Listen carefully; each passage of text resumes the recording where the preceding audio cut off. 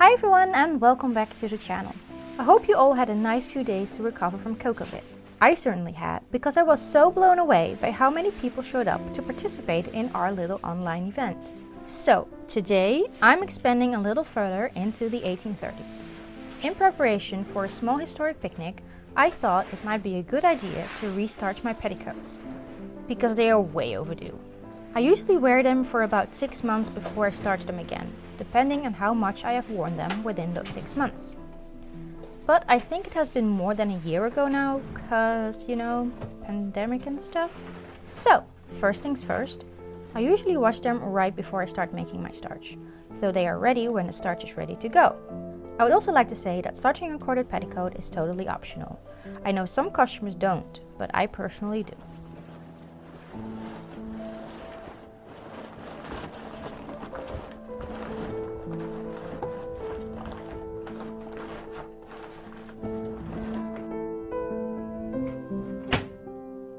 Now that those are getting clean, let's start with the starch.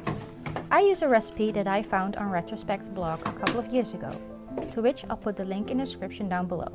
The only changes I have is the amount of starch I make to accommodate my petticoats.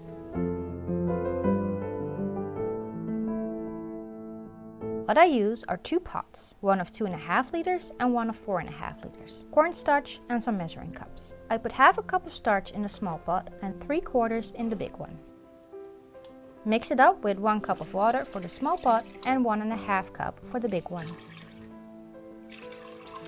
Mix the two together well so the starch has completely dissolved. Then add the rest of the water. 8 cups for the small pot and 12 for the big one. Put the pots on the stove and bring to a boil.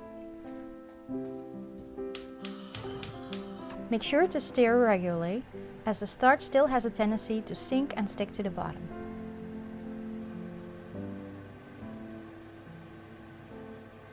After boiling it for a minute or so, turn off the stove for it to cool off. The liquid should have become semi-transparent. To help it cool off quicker, I transfer the starch into my tub. The one I'm using here is a 30-liter hard silicone tub.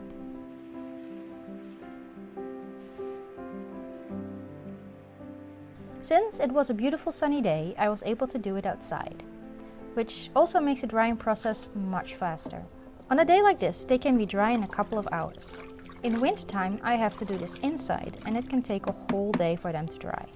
While the starch is still cooling off, I set up my drying station.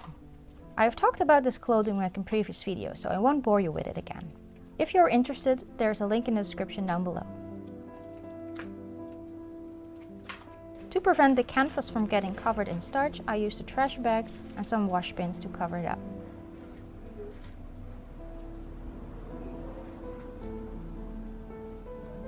Next, I tape down my hangers. It has happened to me in the past that the wind or breeze blew my skirts on the ground while still wet. And let's just say, I wasn't bothered to start the process all over again, so lesson learned. By the time the washing machine was ready, your starch should have cooled off enough for it to be safe to put your hands in.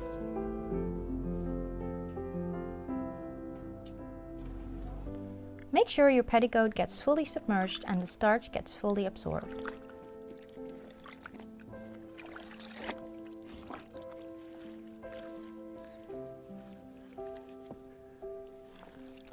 Then wring them out. Now, it really depends on how stiff your petticoats will be on how much you wring them out, and thus I never have the exact same result.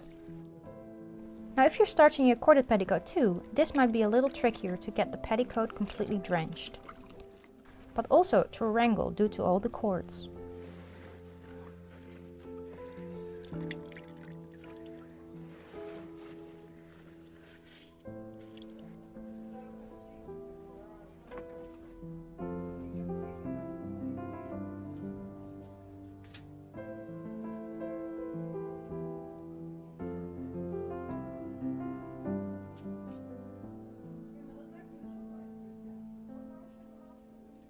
When drying them, check every so often if the layers are not sticking together. It's easier to separate them now than when they are fully dry. And then all you can do is sit back and relax, and enjoy the weather for a bit. Once they are dry, they probably sound like this and are ready to be ironed. Ironing them will make them a bit softer, while also make them more stiff, if that makes sense. What the starch does is making all the fibers stand up, as you can see on the left. Well, if you iron them, you basically glaze the fabric, making the surface nice and smooth, as you can see on the right.